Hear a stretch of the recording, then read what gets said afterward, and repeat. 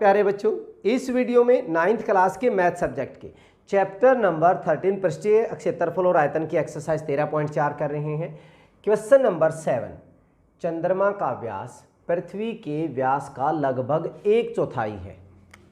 1/4 ये चंद्रमा और मान लीजिए ये पृथ्वी है। इसका जो व्यास है इसका 1/4 है। मान लीजिए अगर हम पृथ्वी का व्यास 8r मान लेते हैं, 8r इजी रहेगा। आप r भी मान सकते हो, वो r बटे फिर 4 हो जाएगा। उसमें थोड़ा सा कन्फ्यूजन रहता, कभी आप कन्फ्यूज हो जाते हैं। अगर इसका 8r है, इसका चौथाई भाग होगा तो ये कितना हो जाएगा, इसका व्यास 2r हो जाएगा। ठीक है, सॉल्यूशन देखिए। माना पृथ्वी का व्यास मैंने कितना मान लिया, 8r। तो त्रिज्या कितनी हो जाएगी पृथ्वी की, आधा करोगे 4r हो जाएगी। चंद्रमा का व्यास कितना रहेगा, फिर उसका 1/4 है पृथ्वी के व्यास का। चंद्रमा का व्यास इसका 1/4 है, तो 1/4 गुणा में 8r मतलब 2r हो गया। और इसकी त्रिज्या कितनी हो जाएगी, चंद्रमा की त्रिज्या हो जाएगी, इसका आधा करोगे क्या हो गया, r। अब इन्होंने चंद्रमा और पृथ्वी के पृष्ठीय क्षेत्रफलों का अनुपात ज्ञात करना है।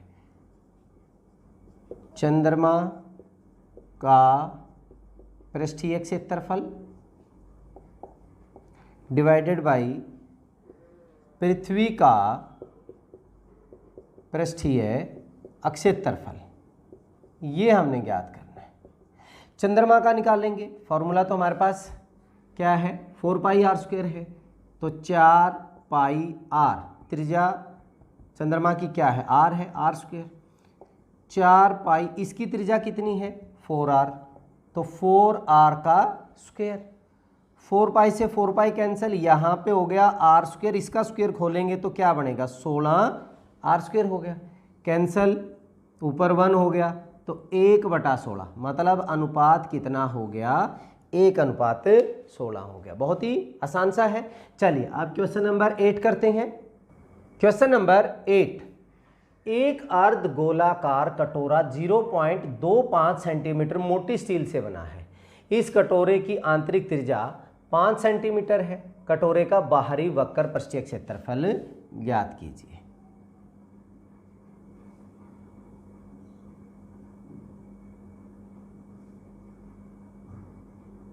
ये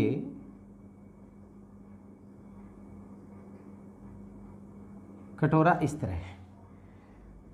इसकी जो आंतरिक त्रिज्या है वो हमें दी हुई है 5 सेंटीमीटर, और जो ये मोटाई है, ये मोटाई दी हुई है 0.25 सेंटीमीटर। तो बाह्य निकालने के लिए हमने अंदर वाली और ये मोटाई ऐड कर देंगे, बस हमारे पास त्रिज्या आ जाएगी। सॉल्यूशन देखिए, अर्धगोले की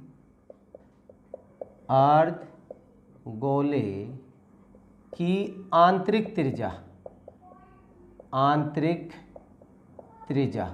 कितनी है, हमारे पास 5 सेंटीमीटर है। कटोरे की मोटाई, अर्धगोले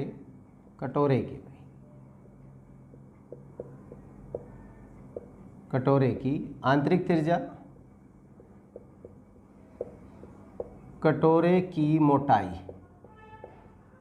हमारे पास हो गया 0.25 सेंटीमीटर। तो बाह्य त्रिज्या क्या हो जाएगी, बाह्य त्रिज्या हम निकालेंगे कितनी हो जाएगी, 5 + 0.25 मतलब 5.25 सेंटीमीटर।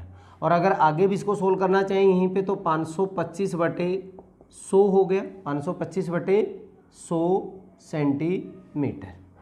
अब बाहरी कटोरे का बाहरी वक्र पृष्ठीय क्षेत्रफल, वक्र पृष्ठीय क्षेत्रफल 2πr², 2 × पाई × r², मतलब 2 गुणा में 22/7, त्रिज्या 2 बार 525/100, 525/100 सेंटीमीटर स्क्वायर। अब जो भी कैंसिल हो रहा है उसको कैंसिल कर देते हैं। 7 से अगर मैं काटूँ 7 49 3 7 50 35 25 तिया 75 25 चौके 100 2 से काट दिया 11 11 तिया 33 33 को 525 से गुणा करूँ 33 पंजा 165 होते हैं 33 दूनी 66 और 16 82 हो गया 33 पंजा 165 और 8 173 और बटे कितना हो गया 100 हो गया इतने सेंटीमीटर स्क्वायर। अब पॉइंट लगा दीजिए 173.25 सेंटीमीटर स्क्वायर आपका आंसर आ गया। बहुत ही आसान सा था। चलिए अब क्वेश्चन नंबर 9 करते हैं। क्वेश्चन नंबर 9, एक लंबवर्तीय बेलन त्रिज्या r वाले एक गोले को पूर्णतः घेरे हुए है। इस गोले की जो त्रिज्या है वो r दी हुई है और एक बेलन इसको घेरे हुए, तो इसकी त्रिज्या भी क्या हो जाएगी, r हो जाएगी। देखिए आकृति में ज्ञात करें गोले का पृष्ठीय क्षेत्रफल। सॉल्यूशन देखिए, यहाँ पे गोले की त्रिज्या कितनी दी हुई है r, बेलन की त्रिज्या ये भी तो इतनी हो जाएगी हमारे पास, बेलन की त्रिज्या r हो गया। पहला फर्स्ट पार्ट, गोले का पृष्ठीय क्षेत्रफल, पृष्ठीय क्षेत्रफल संपूर्ण पृष्ठीय गोले का 4πr², हमें पता ही है ये फार्मूला होता है। दूसरे में क्योंकि त्रिज्या आ रही है, बेलन का वक्र पृष्ठीय क्षेत्रफल, बेलन का वक्र पृष्ठीय क्षेत्रफल। अब ध्यान दीजिए यहाँ पे ये होता है हमारा 2πrh, हम कर चुके हैं, बट यहाँ पे इस बेलन की हाइट यहाँ पे r यहाँ पे होगी और r ही यहाँ पे होगी, तो इसकी हाइट जो बनेगी वो कितनी बनेगी, 2r बनेगी। तो हम यहाँ पे लिख सकते हैं बेलन की ऊंचाई, बेलन की ऊंचाई ये होगी 2r, h की जगह मतलब h है हमारे पास, h की जगह ये रख दीजिए 2πr गुणा में 2r, तो ये कितना बन जाएगा 4πr² बन गया। अब दोनों आगे, तीसरे में कहता है ऊपर 1 और 2 में प्राप्त क्षेत्रफलों का अनुपात, मतलब गोले का पृष्ठीय और बेलन का वक्र पृष्ठीय का अनुपात ज्ञात करना है। तो हमने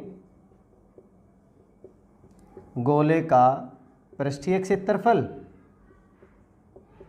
बटे क्या करना है, बेलन का वक्र पृष्ठीय क्षेत्रफल, वक्र पृष्ठीय क्षेत्रफल, इसका 4πr² और नीचे ये भी 4πr², पूरी की पूरी वैल्यू कैंसिल होके 1/1, मतलब अनुपात कितना हो गया 1:1। तो बहुत ही आसान से थी, पूरी एक्सरसाइज बहुत ही आसान थी। चलिए इस वीडियो में इतना ही, नेक्स्ट वीडियो में अगली एक्सरसाइज के क्वेश्चन के साथ मिलते हैं, तब तक के लिए जय हिंद जय भारत।